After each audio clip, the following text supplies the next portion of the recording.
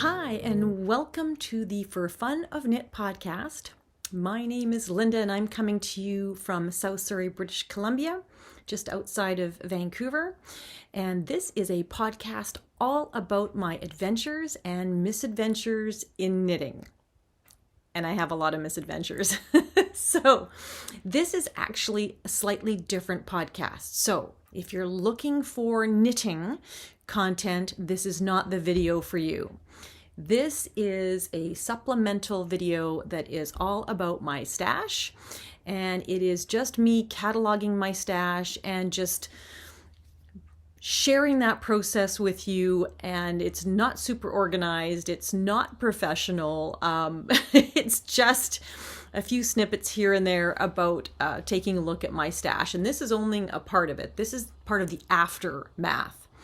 So for those of you that are interested in looking at yarn, and not a deep dive into yarn in terms of specific brands and fiber content, etc., but just sort of a high overview of what kind of yarns I have that I've been collecting for years. I think it's about 5 years worth of collecting. So no judgment, but you're going to get a complete view of my stash. And if that interests you, then stick around. If not, no harm, no foul. I have lots of great knitting content to share in my next video that's coming up later this week, early next week. So if that is more your jam, then by all means, I'll see you in that episode. But for those of you that just like to, sit in the background, have me keep you company while you knit, and I walk you through some of my stash, then I'm happy to share all of that with you.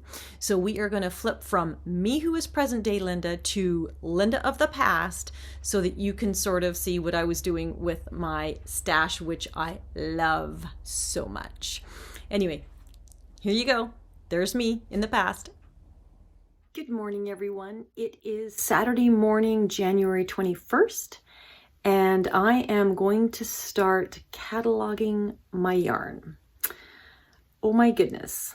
I am in my work clothes. I've got my hair back, and now I have many, many steps to take, and this is probably going to take me all week to do. So this is part 3 of the third part of my getting ready for 2023 videos. So step 1 is I need to put all of my yarn in one place so that I can see it. I do have my yarn, most of my yarn stored in the guest room closet, where it's in plastic bins. A lot of it is already organized by weight, but you know what happens throughout the year. You're going in and out of your stash, things get moved around, you run out of space, you blend things together. So I need to put it all out and then organize it by weight. Then what I'd like to do is organize by weight by fiber content. So if I've got bulky, I want to separate the superwash merino from the non-superwash. If I've got DK and fingering, I want to do the same thing, but I also want to separate out the silks and the cottons and the blends. Then, so the fourth part would then be to catalog it. In other words, take a photo of it and actually put it into Ravelry. What a novel concept. They have a great feature. It's about keeping, cataloging your stash, and that way it will be very easy for me to reference what I have and match patterns to the yarn on hand. So hoping to do that. And while I'm actually cataloging it, I'm also going to start looking at, realistically, will I knit with that yarn? I am not destashing. I love my stash. I have no guilt around my stash. It's one of the hobbies around making for me.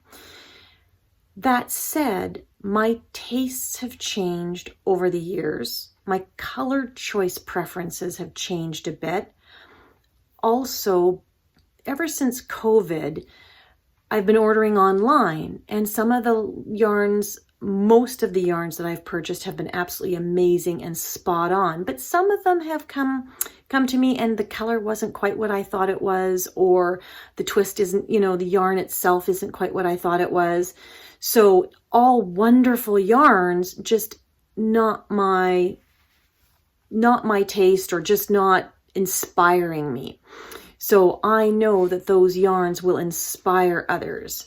So what I'd like to do is, once I start cataloging those yarns, is also putting on Ravelry if they're for sale or for trade. So gonna go through that. It's not a de-stash. Nope, because I love all my yarn, but I'm gonna rehome some of it because it's, like I said, I'm just not gonna knit with it. So need to make room for yarns that I will be knitting with. So on that note, let me take you over to the working space. So here is the guest bedroom, and I have cleared off the bed and made sure that I've got a palette for me to work with. I'm just going to assume that my yarn is going to fit on this bed. If it doesn't fit on the bed, well, then I've got space along the wall. I have got space in front of the bed. I've got space everywhere. And I've even got space in front of the closet, which here it is, folks. Ladies and gentlemen, Linda's stash in bins. Do you think I have a little bit of yarn? Yes, I do, and I love all of it. So again, this is for the fun of knitting. There's no guilt associated with this at all. I love collecting. I am inspired by colors and texture. And so I just love everything that I've purchased. What I am going to do again is just make sure I'm going to keep the yarns that I know I'm going to knit with that still are my taste. And if it's not, then I'm just going to hopefully have it go to a new home where it's going to be loved and used. Anyway, so let's get started. Okay, so the plan is that I'm going to lay everything out on the bed, and I'm going to do heaviest weight at the top right corner of the bed, and then so Aran or bulky, and then worsted Aran, and then DK, and then sport, and then fingering, etc., and lace. So pretty much 6 spots, and I'm just going to pile all the yarn on. The yarns that I'm not going to cover today are scraps and minis, because to me that's a whole different ball of wax. And I do have a few of those. I don't have as many of those, but that's something I will take a look at maybe in the coming weeks. But right now I really want to deal with my full skeins of all the different weights. And so again, once I do that and take a look at it, I am going to maybe focus on one weight to start with, and I might move that to either a different spot in this room and work on it, or I'm going to move it to my office, and then we'll continue to break down that group of yarn by fiber content. And at the same time, when I catalog it, and then I'll catalog it and then decide whether I'm going to keep it or I'm going to rehome it. And then I'll come back to the bed, pick another weight of yarn, and either work with it in this room, but if it's too cumbersome, I'll move it to another room and do the same process. So like I said, I've cleaned everything out in my office and here because this is going to take me probably the entire week to do. So here we go.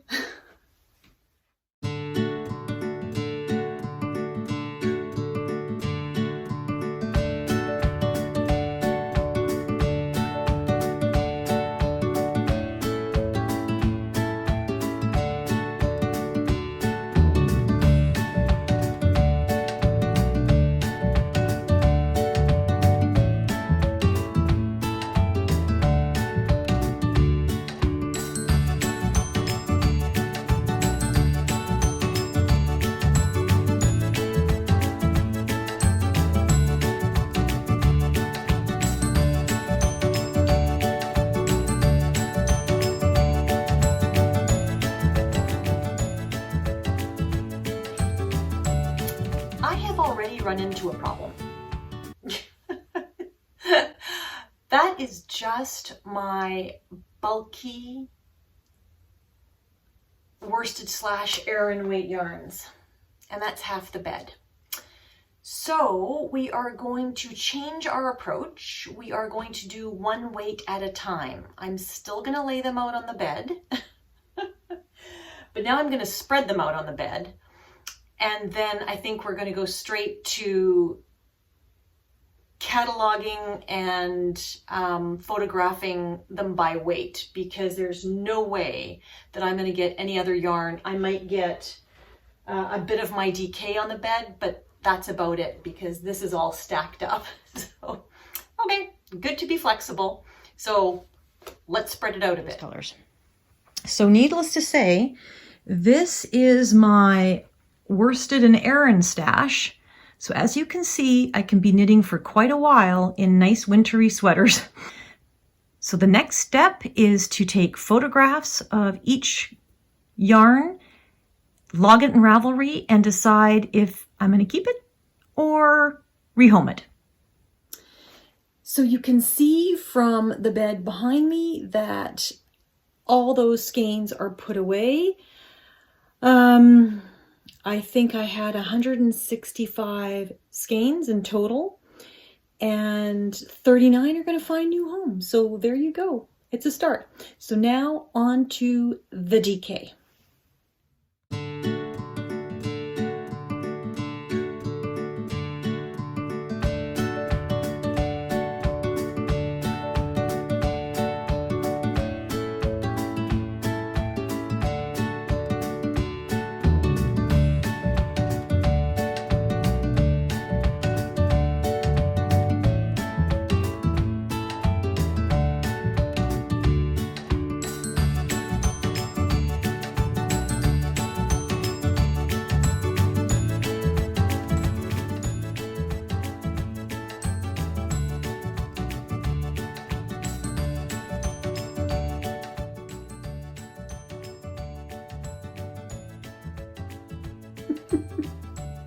I'm laughing at myself.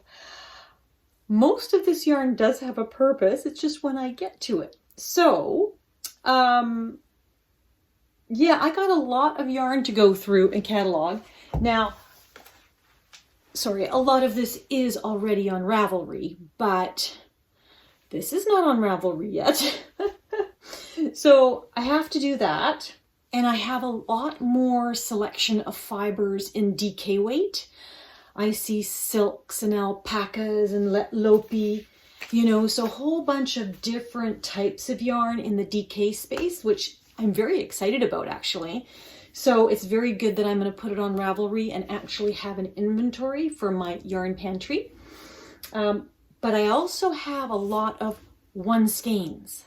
So I kind of understand why I would have one skeins in either the, like in fingering and sock yarn. I don't understand why I have what I was thinking, that I have single skeins in worsted and in DK. And it's not like they're sock yarn, so they're not mixed with anything. So I will get to the sorting, and I don't anticipate getting through this part today. The sorting maybe, but the cataloging definitely not. I'm just very proud of myself. On day one, I got through all of the bulky and the worsted. Yay! Today is DK Day continued, and I keep finding more and more yarn in different tubs. So the bed was DK. I still have all this fingering to work my way through, some sport and some fingering. We are making headway. But lordy, lordy, lordy, this is a big job. So you can see I've got one tub and another tub already of all my DK. Okay, so today is Wednesday. Didn't do anything yesterday, but now I am on to my fingering. And this is all of my fingering. And I'll give you a little perusal before I start. Predominantly sock yarn, but it also includes merino singles for shawls. some with stellina, some has silk in it. I'm not keeping all of this. I love it, but just look at the colors, like the cornucopia of colors. I just love it. I just love my yarn, but definitely going to go through it with a fine-tooth comb. And if it no longer strikes my fancy, well, we're going to find a new home for it. I don't anticipate getting rid of a lot, but this is all going to go up on my Ravelry page at some point. Anyway, this is going to be it's a big job, but I have to say it's a lot of fun. I feel like I'm just swimming in yarn and I absolutely love it. So let me give you just a quick overview before I start trying to sort it. Okay, so here is all the fingering weight yarns, and it covers literally the entire bed and then some. And I had to take away the mohair, the lace weight, so I'll do that separately. But if we're starting here, all of this along here is a variety of just sock yarns. I've got a little Shirley Bryan collection happening there. And it goes back down this way, all these gorgeous colors. And then I have a third row of sock yarn. And then as soon as you get over to here, this is where my silk merinos start to start. So this is silk merino blends. That's silk wool blend. That's a silk wool blend. That's a BFL silk. These ones are silk cashmere and merino. As are this is a merino silk blend. There's some spin cycle. These ones are MCNs, so that would be merino, cashmere, and nylon.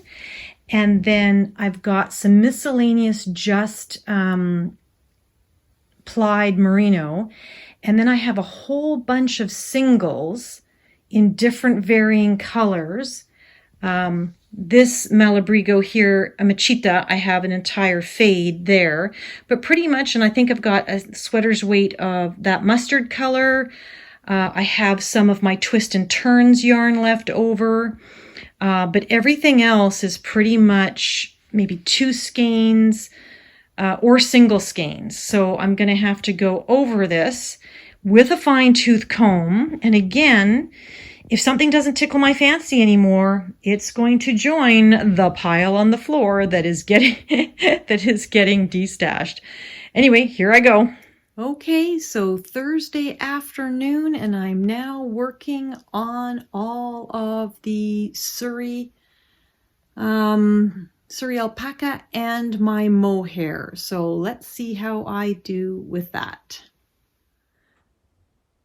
Okay, so now that was the whole high-level overview of my stash. And what you're seeing behind me is pretty much the yarns that I decided I wanted to knit with the most or most immediately. And I will certainly go over some of those when I am reviewing my projects in the next episode. Aside from the minis are just there because I want to actually use my minis, some of my minis this year.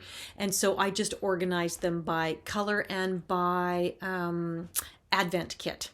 So that, yeah, it was, anyway, minis are a different discussion. But part of the fun of doing this for me was falling in love all over again with the beautiful yarns that I have curated over the last 5 years. And it was really interesting for me to recognize color themes where I had duplicates in colors, where I was overweighted definitely in merino and superwash. But I was actually quite surprised to see how much I had in silk and merino blends and silk and BFL blends that were non-superwash, which is kind of nice, and yarns I'd forgotten that I'd bought. So, what was the end result of this whole stash dive? And it's more of a love story than anything else, but what it told me was that, one, I have a lot of yarn, yes, all of which I love, yes. But I did see some opportunity to gift some yarn, and by gift I mean I'm going to put it on Ravelry for will trade or sell, and the price point is pretty much going to be 50% off. I'm not wanting to make money on the yarn, but at the same time I do want to move the inventory. I would like someone else to benefit from the purchases that I made of yarn that I know I'm just not going to get to. So take a look at my Ravelry. If you're looking for any kind of yarns, I put 170 skeins on the first round. I'm going to go and do a second round, which I'm not going to do a film about, but because there were skeins that I just actually didn't buy enough yarn. I didn't understand what a sweater's quantity was, so I bought like 3 skeins or maybe 4, but not really enough for a sweater for me. In terms of a long sleeve sweater, it might be great with just a cap sleeve. Might be enough for color work, but I don't see that as a priority for me. So I thought, you know what, that would be really good to go through a second time and really dig deep and see what else I can put on Ravelry for sale or trade. And when I was looking at those skeins, and I was wondering, well, why do I have all these 1 skeins in either Aran weight or in DK weight, or sometimes I even had more than 1 skein, and I'm like, but this color is wrong. Why? Well, some of the single skeins were because of either wool swaps. I've done wool swaps, which I love doing that program, highly recommend it. But sometimes you get a skein of yarn that's really not what you're looking for, so that ends up being a yarn you're never going to knit. Sometimes I would buy online and it wouldn't be quite what I thought when I got it. And here's a perfect example. Here is a picture of some soft silk mohair from Knitting for Olive that I purchased online. And when I got it, this is what I got. Now, I don't know about you, but these two are not the same colors. Oh, and of course my phone goes. So this color is very golden to me, and this is more of a brown. Now the color is caramel. Both could go. I think this is truly more caramel, but this is the color I was going for online, and that's not quite what I got. So I love this, don't get me wrong, this is not going up for sale, but that happened to me quite a few times online, and that's also one of the great reasons for going through your stash and just pulling out the stuff that you know it's not really your color vibe. And, you know, like I said, giving it the opportunity to be rehomed. It says something for being able to purchase yarn in person, which over the last 2 years I haven't really been able to do. And oh, sad for me, my local yarn store, my second local yarn store called Penelope Fiber Arts is closing at the end of February. I'm so sad. But she's keeping the online store, go figure. But the in-person store, you can't go squish yarn anymore at the end of February. So very, very sad about that. But so these are just some of the things that when you're curating yarn and if you're purchasing online that you have to take into consideration. So for me, I think going forward, most of my yarn purchases are going to be in person at yarn festivals. Hopefully I'll be able to bring you along to some of those. But that is basically what I wanted to share with you regarding my stash, and looking forward to knitting some of these things up, which I've already started. So my next video, which will be out in about a week or so, is going to bring you all up to date on all the current projects, some finished objects, some new whips, and really talking to you about the yarns that I chose to go with the patterns that I'm knitting. So I hope that'll be of interest to you. Anyway, thank you so much for those of you that stuck around, and if I was able to keep you company while you were knitting, a win for both of us. And on that note, my stash and I will say have a wonderful day. Thank you so much. Take care and see you next time. Bye-bye.